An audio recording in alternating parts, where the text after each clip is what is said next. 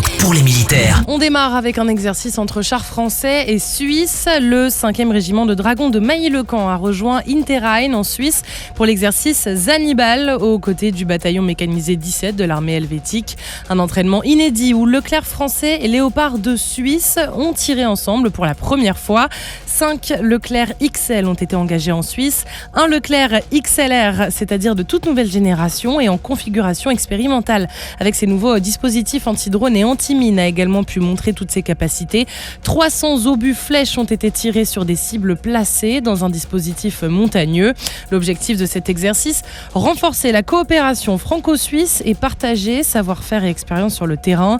Sur place, le char Leclerc XLR a pu tester le pactage de protection contre la menace anti-char avec une grille arrière plus blindage renforcé et anti-drone avec la Cup Cage au-dessus de la tourelle.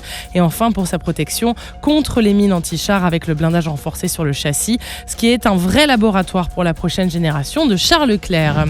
Au large de Penmark, un Falcon de la Marine nationale a pu repérer un voilier britannique de 12,5 mètres à la dérive sans AIS, c'est-à-dire le système d'identification automatique, et avec 3 personnes à bord. Contacté par radio en VHF, l'équipage signale une avarie de safran et la perte de tous ses moyens de communication longue distance et demande de l'aide. Le Cross Etel en clair prend la main et dépêche un hélicoptère de type NH90 et d'une FREMM en clair présente dans la zone.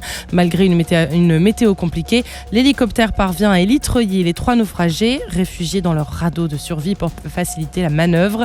Tous ont été récupérés sains et saufs et ont pris le large à Lanvéoc. Et enfin, on termine avec les beaux résultats de l'armée de champions. En cyclisme, c'était les championnats du monde de BMX freestyle.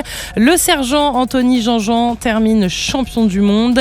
En escrime, la Coupe du monde en sabre. La maréchale des logis gendarmerie Manon Apiti Brunet termine 3e en équipe. Coupe du monde aussi en fleuret, où la maréchale des logis pour l'armée de terre Pauline Ranvier termine aussi 3e par équipe. En tir, c'était les championnats du monde au Caire en Égypte. L'aviateur de l'armée de l'air et de l'espace Romain Auffrère termine champion du monde par équipe et 3e en individuel sur un tir de 50 mètres. Et enfin, en tir à l'arc, le sergent Thomas Chirault termine vainqueur de l'Eindhoven King of Archery.